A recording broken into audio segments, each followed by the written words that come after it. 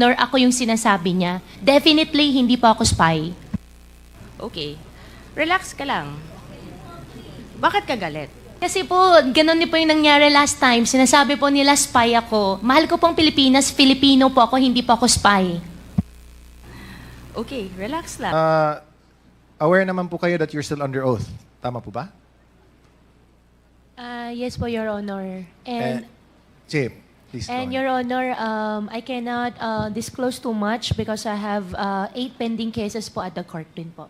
Okay. And alam mo ba yung may mga statements kayo na nasabi nyo dati sa mga previous hearings in both the Quadcom and the Senate na naging natuklasan na kasinungalingan? Tama po ba? Anong pong statement po, Your Honor? Well, the nationality, your parents, and the like. Tama po ba? Hindi po, Your Honor. Okay. Pero now that we're here and almost closing on this na rin, willing ka ba na magsalita ng katotohanan sa Quadcom na ito? Your Honor, ano pong question po? Willing po ba kayo na magsalita ng katotohanan sa Quadcom na ito now na patapos na itong lahat? Opo, Your Honor, I have pending cases po at the court. So, anything po na sasabihin ko po dito sa Quadcom might use against me. So, Okay. opo. Alright. Pero even if na alam mo na may alam din yung Ministry of State Security, willing ka rin ba na mag-confess ng katotohanan sa Quadcom na ito? Your Honor, pa-specify ko po sana yung question po. Yeah. Para I know paano po din po ako makahelp po. Okay. Sige. I'd like to direct your attention po sa ating screen. Can we please flash? Kilala mo ba tong si Xie Zhijiang? Hindi po, Your Honor. Hindi po. Okay. I'd like to put that on the record, Mr. Chair, na hindi po niya kilala the person in question na si Xie Zhijiang. Nung nakarang mga hearings, and I'll just put this on the sideline lang because I will touch back on this one again, Mr. Chair. Nung nakaraang mga hearings, sinabi niyo po sa Senado and dito sa Congress na ikaw ay Pilipino. Tama po ba? Yes po, Your Honor. And sabi niyo din na dito kayo lumaki. Tama po ba? Yes po, Your Honor. Dito kayo ipinanganak. Tama po ba? Yes po, Your Honor. I have my Filipino birth certificate po. And dito din kayo, Pilipino din yung mga magulang ninyo po. Ang alam ko po, ang nanay ko po ay Filipina po. Okay. And yung tatay mo? Tatay ko po ay Chinese. Okay. Now, let's circle back a few years before, more recently, yung sa pagtakbo ninyo bilang mayor po. Ano ulit yung naging rason ninyo kung bakit kayo gustong or bakit kayo nagdesisyon na tumakbo bilang mayor ng Bamban? Your Honor, unang-una po, Short answer lang, Ms. yes po, tatlo po kasi yung ano ko po, yung sagot ko po dyan. Isa po sa tatlo ay childhood dream ko po. Pangalawa po, sa Bamban po ko lumaki, gusto ko somehow makapag-share din po ng kung ano pong meron ako. Gusto ko rin po natulungan yung mga kababayan ko po. Pangatlo po, tinulungan din po ako ng former mayor din po namin sa town para sa kampanya din po. Okay. And saan kayo kumuha ng pondo para tumakbo bilang mayor? Your Honor, 37,000 po ang aming voters. Hindi po ganong kalaki. So, saan lang kayo kumuha ng pondo? Kasi kailangan ng pondo, di ba? Para magkampanya. So, saan kayo kumuha ng pondo? Your Honor, kumuha po ako ng pondo sa negosyo ko po. Okay. And itong negosyo is... Your Honor, lahat po ng negosyo ko po, sinampan po nila ng AMLAC. So, I invoke my right against self-incrimination po pagdating po sa business po. Okay. Can we show the next slide? Gusto ko lang pakita. So, confirm niyo po, Miss Alice, na kayo po ito sa likod po ng Ford F-150. And yan si Cassie, na nakasakay din ng Can-Am. Ano ba yan? Riker Sport 900? Tama ba? Your Honor, hindi po yung campaign. Yan po ay town fiesta po namin. Town Fiesta lang. Opo. Okay. So, Very interesting. Kasi from what I remember, kasi ako mahilig ako sa kotse, pero yung kotse ko is a 2003 Camry. And medyo may kamahalan din yung mga nakikita natin dito sa pictures. But sige na lang. So this was a fiesta naman din and very festive. Pero kayong dalawa yung nasa picture, tama po ba? Yes po, Your Honor. Okay. So you deny lahat ng mga funding na nakuha mo for your campaign galing sa sarili nyo, sa businesses? Yes po, galing po sa sarili po lahat, Your Honor. Okay. Now, you didn't ask for any funding from any Chinese person, Filipino? Never American? po. Okay, sige. Filipinos po, may mga friends po na tumulong in kind. Pero finances po, wala po. Okay, sige.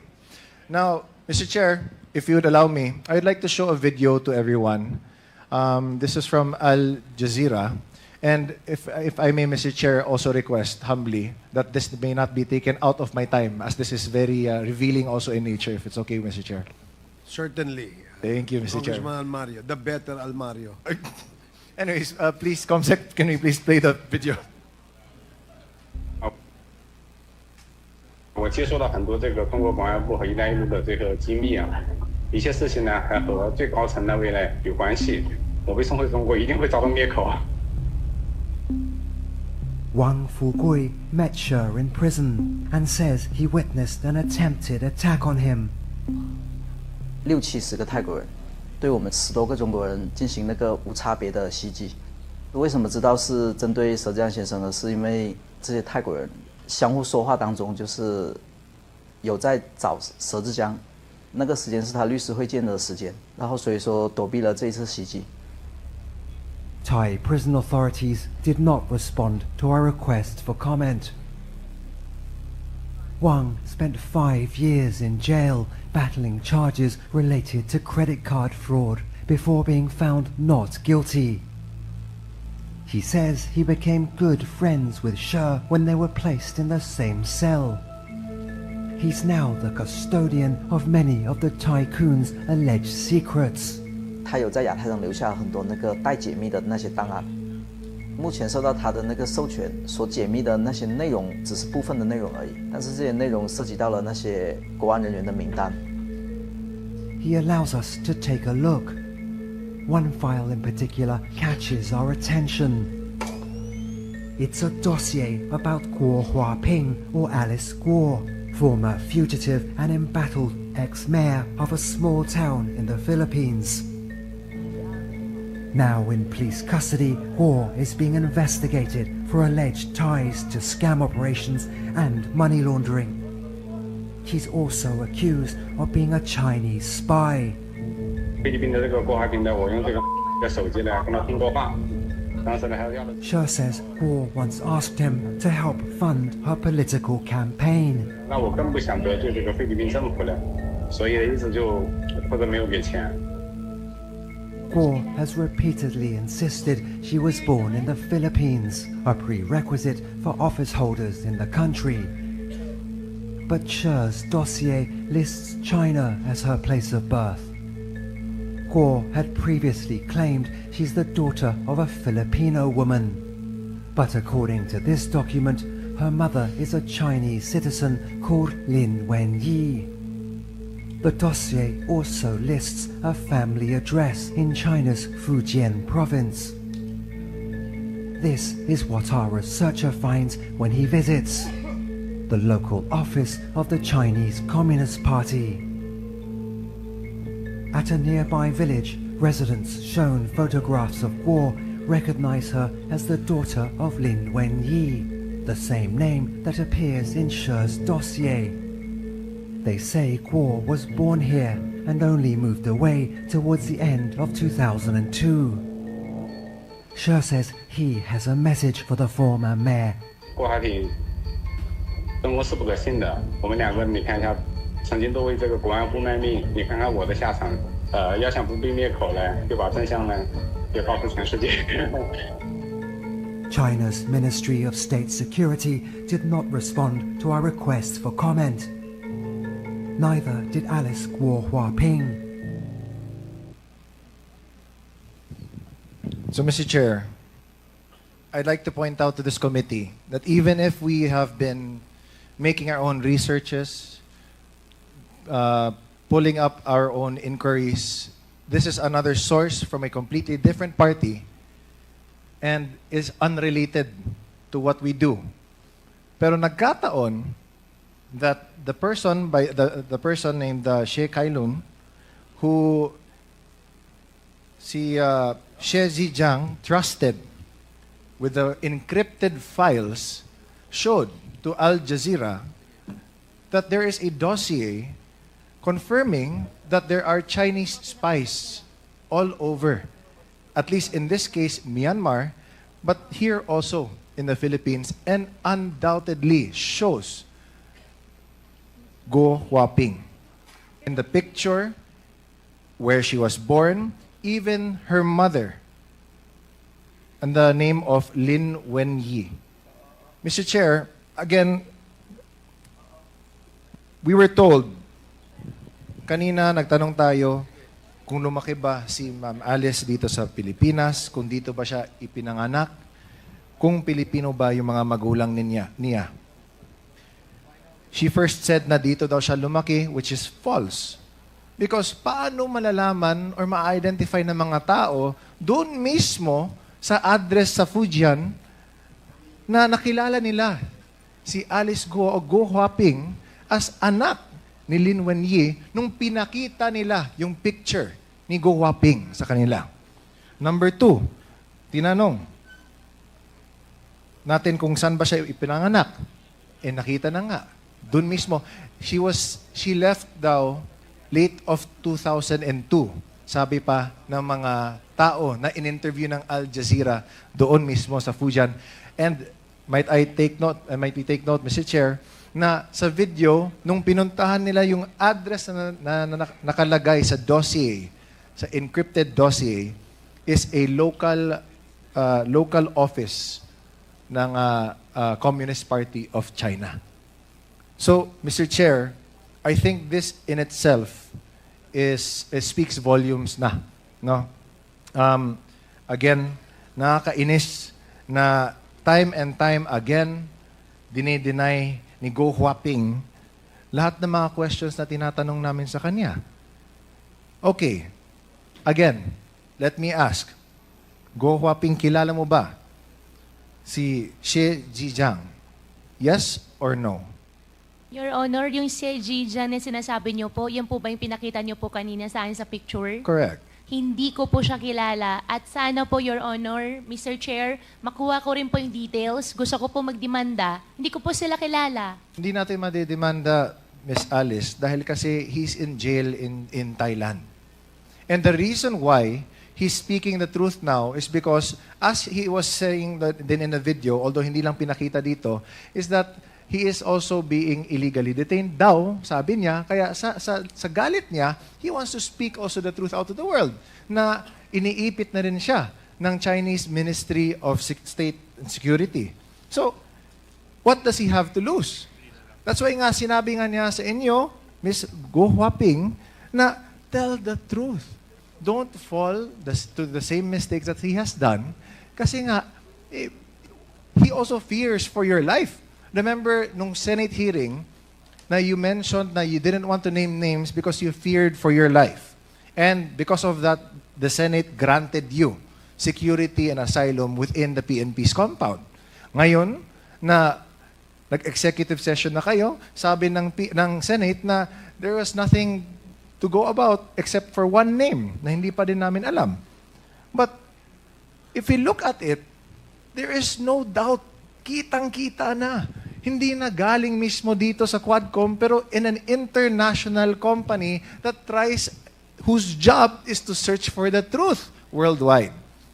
So, Mr. Chair, I'd like to submit this video na this is confirmation that what we've been trying to unearth here, marami na din dyan na nakikita din that corroborates not from us but from other parties as well. Which also means that this Quadcom should also be the avenue for which other people should also go to us to reveal more of the truth kasi kailangan din natin yung kompletong katotohanan Which is why this is an open call to action, Mr. Chair.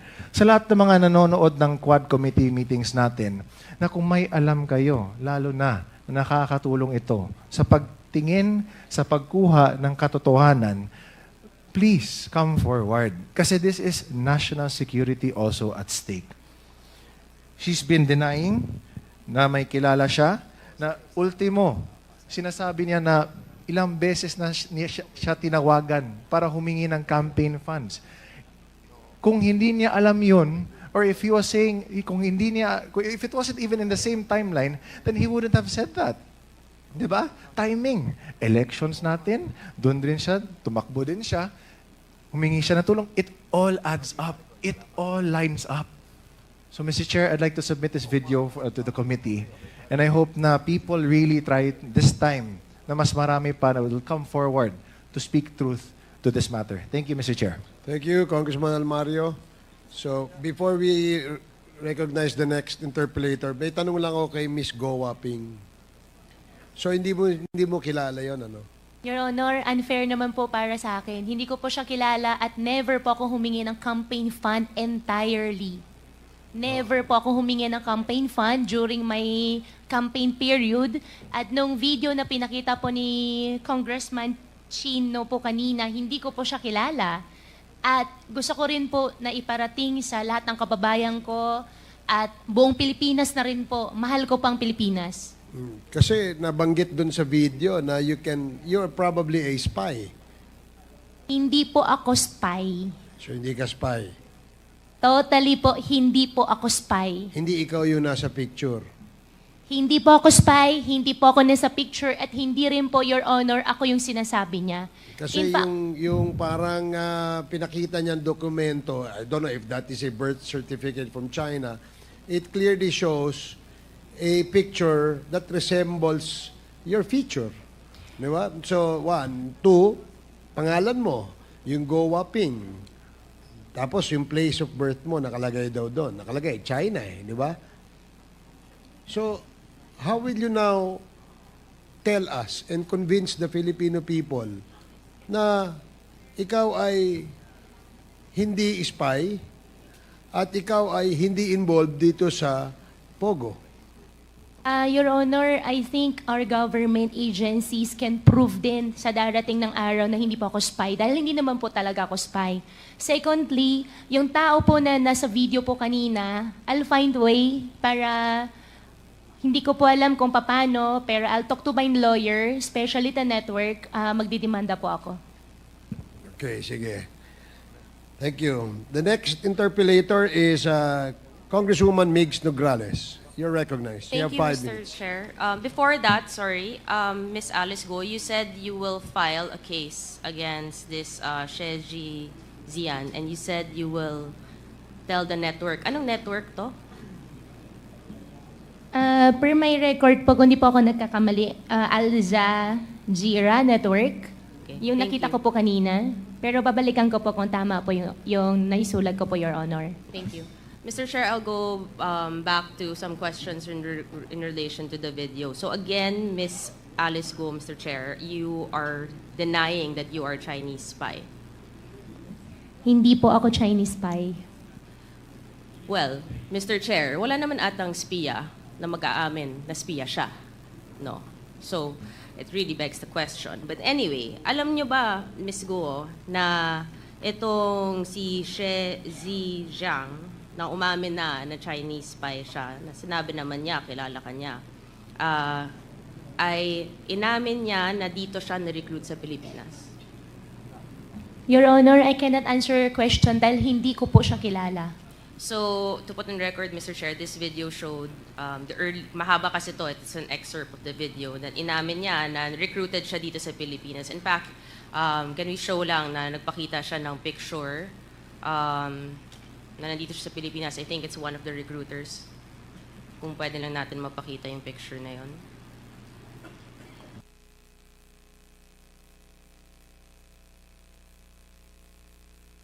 So, eto. Wala kang kilala dito. Sa tatlo po, ni isa po wala po akong kakilala, Your Honor. So, eto, nandito si Shezi Zhang when he was saying, Mr. Chair, na dito siya na-recruit sa Pilipinas as a spy. Baka iisa lang pala ang nagre-recruit sa kanila, hindi natin alam, no? And again, babalik natin doon sa picture na pinakita sa video. Yung next slide, please. And again, you confirm this is not you, Miss Alice Guo. Your Honor, hindi po ako yan. This is not you. Okay. Ang katanungan ko, Miss God, because you're saying that hindi mo kilala at dedemanda mo, ano naman mabe-benefit din nitong si Shezi Zhang to name you? Your Honor, I think it's better for you to ask him. Kasi siya po yung naglabas ng video, so siya po nakakaalam anong makakapag-benefit po sa kanya. Definitely, hindi po ako spy. Okay. Relax ka lang. Bakit ka galit? Kasi po, ganun din po yung nangyari last time. Sinasabi po nila spy ako. Mahal ko pong Pilipinas, Filipino po ako, hindi po ako spy. Okay, relax lang. Relax ka lang. Diba? You don't have to be so riled up if you know the truth. Right? So, you categorically will keep denying what Shezi Zhang is saying. Right? He mentions na pinanganak ka sa Fujian, China. And na nanay mo si Lin Wenyi. Correct? Allegations po niya yun, Your Honor. And who is Lin Wenyi? Your Honor, Lin Wenyi is a partner of my father. And about my citizenship naman po, I think there is already I'm not asking court anything about your na po. citizenship. I'm just asking who Lin Wenyi is. Pinapangunahan mo ako sa mga questions ko. Hindi ko naman tinatanong. Masyado kang defensive. You know, mga actuations mo, medyo, it's showing something, Miss Guo. So, etong address mo na pinakita, pakita natin yung picture ulit. Yung address nito, Mr. Chair, is apparently the local address of the Chinese Communist Party.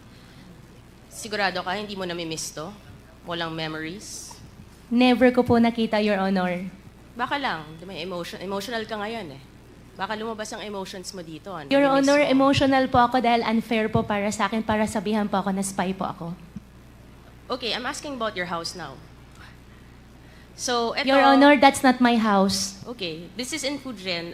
Balik lang natin sa last hearing na meron pinakita si Congresswoman Luistro, no? Yung nagko-congratulate yung people of Fujian sa kanya. So, kung hindi ka taga dito, at mukhang taga dito naman yung sinasabi nilang bahay nila, bakit naman din? Pakita nga natin ulit. I think we have that, no? That the people of Fujian was congratulating the first mayor na naging mayor dito. Yan. We have a translator here. Do you understand what is written? Yes, this is like congratulating for winning as the mayor. Okay, and then these are the people who prepared this congratulatory page. Those are the people, yung mga pangalan. Below, yes po. Okay. Baka kunin natin, Mr. Chair, yung mga pangalan na yan. Yeah, can you please post it again? Yan. Oh. Sino-sino yan? It is from Jinjiang, Jinjing Shen. Yeah, it's an association of the hometown. It's in Jinjing Shen. Which is in Fujian, I think. Yes, it is. Which is basically where what we saw in this video, Mr. Chair, kung saan talaga sinasabing galing ang si Miss Alice Guo, no? And then itong si Lin Wenyi na tinatanggi naman po ni Miss Alice Guo na hindi mo nanay, no? Which later on, nakakalungkot if she really is your mother, na you're denying your ties to your mother. Sinabi din sa documentary, Mr. Chair, na umalis nga daw siya, sabi ng mga residente doon, na umalis siya towards the end of 2002. From the previous hearings, we have a copy of the Special Investor Resident Visa. Yung next slide, please. Yan. Na dependent siya ni Lin Wenyi. Galing nga sila from Fujian. And it is January 12, 2003 na pumasok sila ng Pilipinas. So, the facts seem to be aligned. The documents that we have and we've been seeing seem to be aligned with this video that came out, Mr. Chair, na hindi naman natin alam bakit naman in-name din si Miss Alice Go na wala namang kinalaman ito sa atin. But apparently, there is that connection, which is scary. We go back to Lin Wenyi, which you have said this is the partner of your father, your Chinese father. Yes, Your Honor. Yes. And you said naman na you will only be into business with those you are very close with and those you trust, correct? Yes, Your Honor. Yes, you said that last hearing. And yung lumabas nga yung mga corporations, makita natin, pakita natin yung almost similar to the table that we showed last hearing or 2 hearings ago. Ito yung mga corporations mo. Ang daming beses lumalabas nga nitong si Lin Wenyi na lahat ng mga kasama sa corporations na yon are actually family members of yours. Your brother, your father, right? And ngayon, nanay niya. Itong Lin Wenyi. So it is a family corporation. So, Miss Alice, itong nangyari din sa video, meron sinasabing yung Yatay Group. Ito yung company ni Mr. She Zhizang. And actually, itong business ni She Zhizang ay katulad ng mga negosyong tinayo mo sa Bamban, Tarlac. There's a picture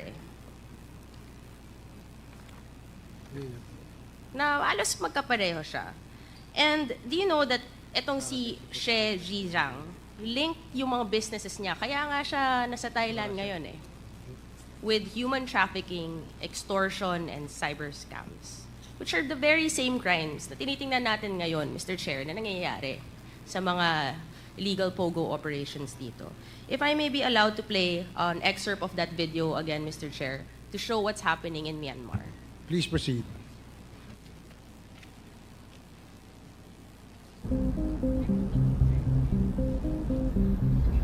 It's one of Asia's most mysterious cities.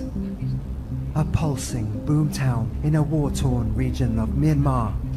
You can see really just how close it is to Thailand, with just this tiniest river that separates them. Across the border is Yatai New City.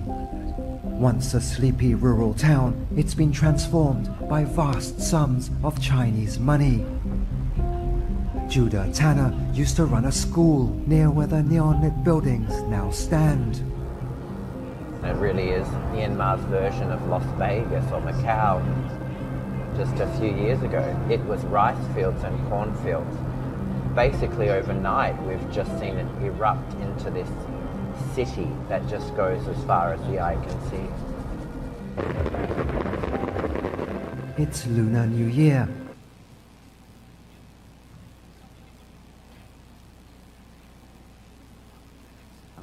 So, Mr. Chair, essentially, makikita natin may similarity from a rural area, pumasok at nag-expand, nag-build ng mga ganitong klase to front legal businesses na alam naman natin may mga illegalities which is being found in Myanmar.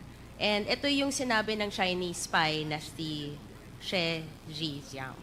So essentially, Mr. Chair, kung titingnan mo, if I may show na lang to this committee para mas madali. Parang ang mga espiya ng China, di lang sa Pilipinas, pati sa Myanmar, we don't know other countries that we can later on discover. Parang may steps sila kung anong gagawin nila. Parang, step 1, pumili kayo ng bansa. Halimbawa, itong Philippines sa atin, Myanmar, Thailand. Step 2, pumili ng lugar na pagtatayuan ng mga industrial complex, which we have seen in Porac, Pampanga, and in Bamban, Tarlac. Step 3, maghanap ng mga dayuhang Chinese na mumumuhanan na tutulong magtayo ng negosyo. Kita natin, yung kapatid ni Michael Yang, nakatanggap halos 2 billion pesos mula 2018 hanggang 2021. Si Zhang Yujin, na nakita natin guilty sa Singapore para sa kasong money laundering na incorporator ng Baofu. At yung si Jiang Zhongguo, yung ama ni Alice Guo, na incorporator din, na sinasabi nga niya, yun ang nagsimula, di ba? Na nagpondo rin sa kanya sa mga businesses. There's this trend, Mr. Chair, no? Na galing sa Chinese, nagsisimula, or kung grandfather man, ganito yung mga paulit-ulit na kwento eh. Then there's step 4.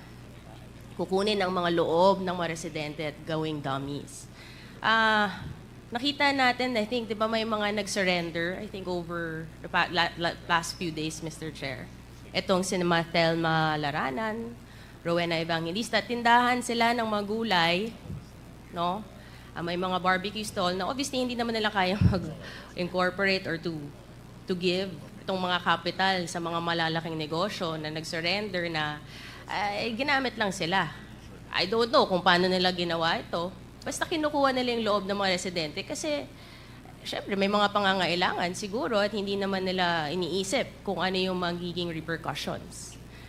Then there's step 5 na maghahanap ng makapangyarihan na tao na may pera at impluwensya sa gobyerno na alam natin na tinatanungan natin na ngayon hindi na natin makita, Mr. Chair, ang dating presidential spokesperson, na kita natin, tinulungan niya, bigyan ng permit, ang mga pogo, known personality who's the lawyer, and owns several properties connected to what we have been seeing the past few hearings.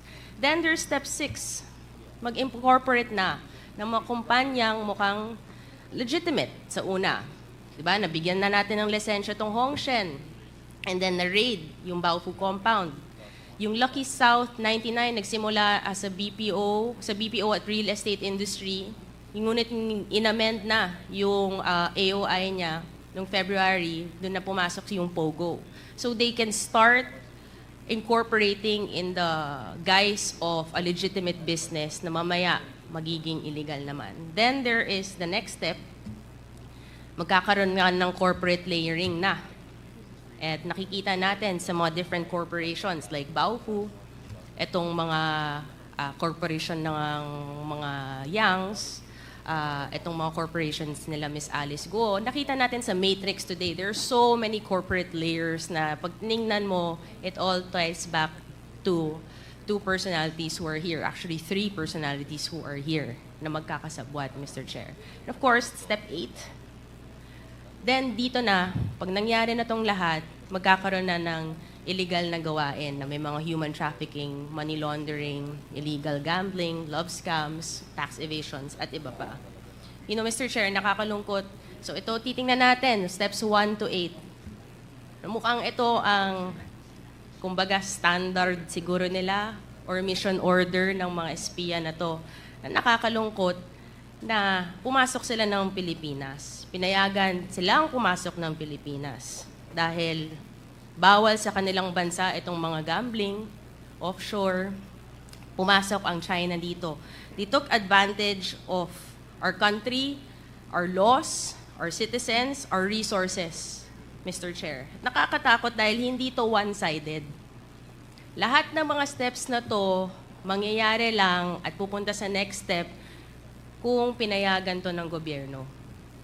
There are steps and there are processes. At sinabi ni Ms. Alice Guo na our government agencies can prove naman daw. Diba? Kasi alam niya, hindi naman gagalaw to, hindi mangyayari to kung walang approval ng mga government agencies. So paano to nakalusot, Mr. Chair? Yun yung tinitingnan natin. Kaya natin ginagawa to. Yung government ng Pilipinas natin, paano nangyari to? Para nakapasok ang China dito? Paano nakalusot ang isang Chinese spy dito? At malala, paano naging parte ang isang Chinese spy sa gobyerno natin na binoto ng mga Pilipino? Paano nangyari to?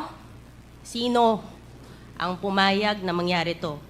Akala ko ba, Mr. Chair, diba the Philippines is not for sale? Yun yung sinasabi. Baka kaya naman palang the Philippines is not for sale dahil siguro as early as 2017 ay nagsimula tong lahat ay mukhang nabenta ng Pilipinas.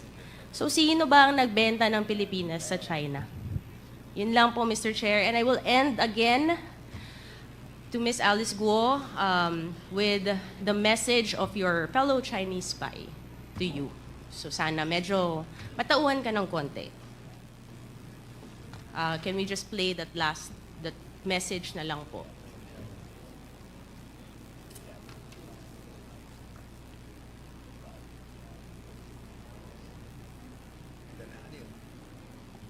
Hindi, meron pa eh. Yung last part.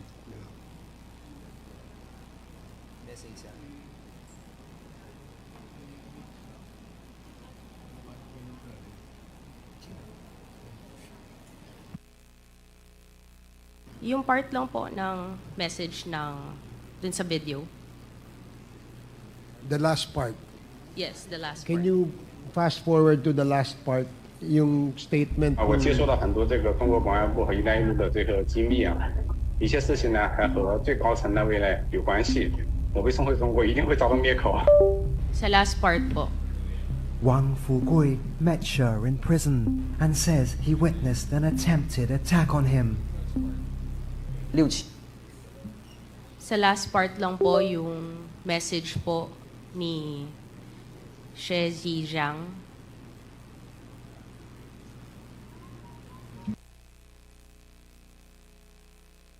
我接收到很多这个中国公安部和“一带一路”的这个机密啊，一些事情呢还和。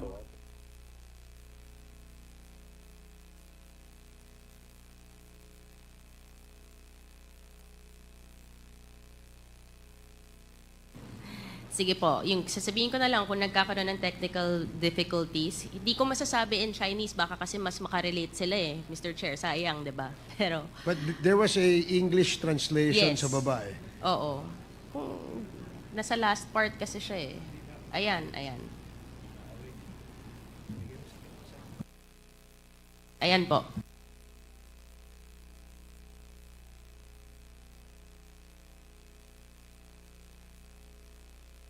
Is in She's dossier. They say Guo was born here and only moved away towards the end of 2002. She says he has a message for the former mayor. 郭海挺生活是不可信的，我们两个你看一下，曾经都为这个国安部卖命，你看看我的下场。要想不被灭口呢，就把真相呢也告诉全世界。 China's Ministry of State Security did not respond to our request for comment. Thank you. Neither did Alice Guo Huaping. So, Mr. Chair, I end my interpellation with that. Thank you. Okay, thank you, Congresswoman. And empower others so that together we may build a brighter, more united Philippines. Amen.